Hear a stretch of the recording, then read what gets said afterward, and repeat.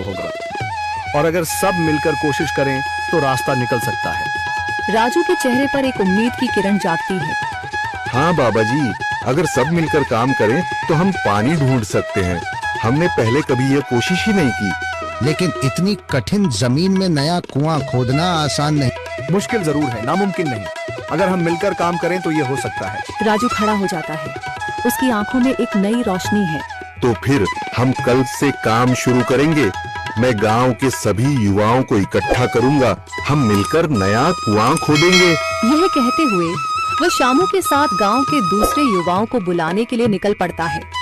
कहीं दूर से गरज की हल्की सी आवाज आती है, जैसे आकाश ने उनकी उम्मीदों की गवाही दे दी हो।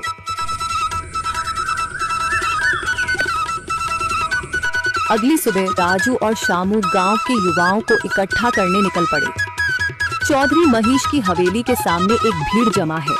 बाबा जी, संदरी, गांव के कुछ बुजुर्ग और किसान सभी मौजूद हैं। हम हाथ पर हाथ रखकर नहीं बैठ सकते। अगर अल्लाह ने हमें हिम्मत दी है तो हमें खुद पानी के लिए मेहनत करनी होगी। हम एक नया कुआं खोदेंगे। लेकिन राजू, क्या हमें यकीन है कि वहाँ पानी मिलेगा? बेटा, पानी जमीन के अंदर होता है, बस सही जगह खोदने की जरूरत है। हमने अपने बुजुर्गों से सुना था कि पुरानी नहर के पास जमीन नरम थी, शायद वहीं पानी हो। बाबा जी सही कह रहे हैं। अगर तुम सब यह काम करने के लिए तैयार हो तो मैं अपने कुछ मजदूर भेज सकता हूँ। धन्यवाद चौधरी जी, लेकिन हम सब खुद भी मेहनत करेंगे। यह हमारे गांव के अस्तित्व की लड़ाई है। संदरी, जो अब तक चुप थी, आगे बढ़ती है।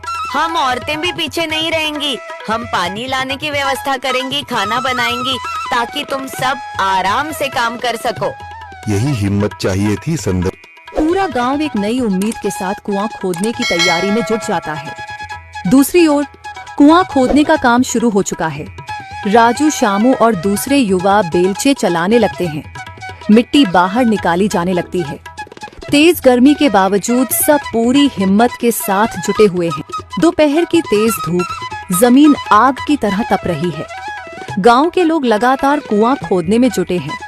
हाथ छिलने लगे हैं, माथे से पसीना बह रहा है, मगर किसी ने हार नहीं मानी। महिलाएं पानी और सत्तू लेकर आती हैं ताकि पुरुषों को कुछ राहत मिले। हमें और गहराई तक जाना होगा। अब तक सिर्फ सूखी मिट्टी और पत्थर ही निकल रहे हैं। राजू, यह बहुत कठिन काम है। अगर हमें पानी न मिला। अल्लाह मेहनत करने वालों को कभी निराश नहीं करता बेटा।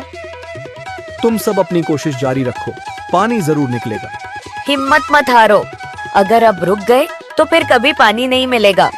सभी फिर से जोश में आकर काम में जुट जाते हैं, मगर सूरज की तपिश बढ़ती जा रही है और कई लोगों की सांसें तेज चलने लगती हैं।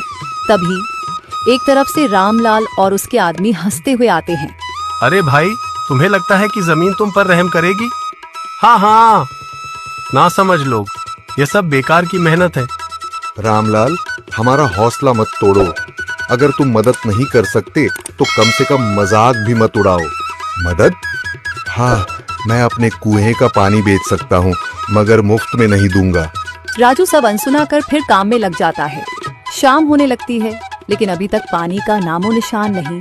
कुछ लोग मायूस होकर पीछे हटने लगते हैं। राजू, शायद रामलाल सही कह रहा है, यह सब बेकार है। नहीं शामू, हमें हार नहीं माननी। अगर आज हार गए तो फिर कभी हिम्मत नहीं कर पाएंगे। तभी अचानक फावड़ा किसी कठोर चीज से टकराता है। एक अजीब सी आवाज आती है। राजू चौंक कर देखता है और जल्दी जल्दी मिट्टी हटाने लगता है। अचानक एक ठंडी लहर महसूस होती है। सभी लोग दौड़कर आते हैं।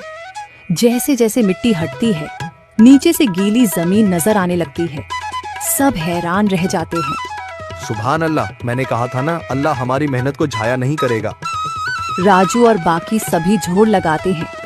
कुछ ही पलों बाद अचानक मिट्टी के नीचे से पानी की एक छोटी सी धारा फूट पड़ती है।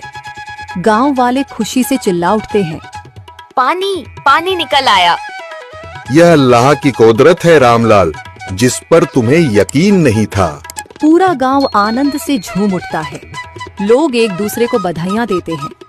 औरतें दुआ करने लगती हैं। कुछ दिन बीत चुके हैं। गांव वाले नए कुएं से पानी भर रहे हैं, खेतों को सींच रहे हैं और जिंदगी फिर से पटरी पर लौट रही है। मगर रामलाल अब भी अपनी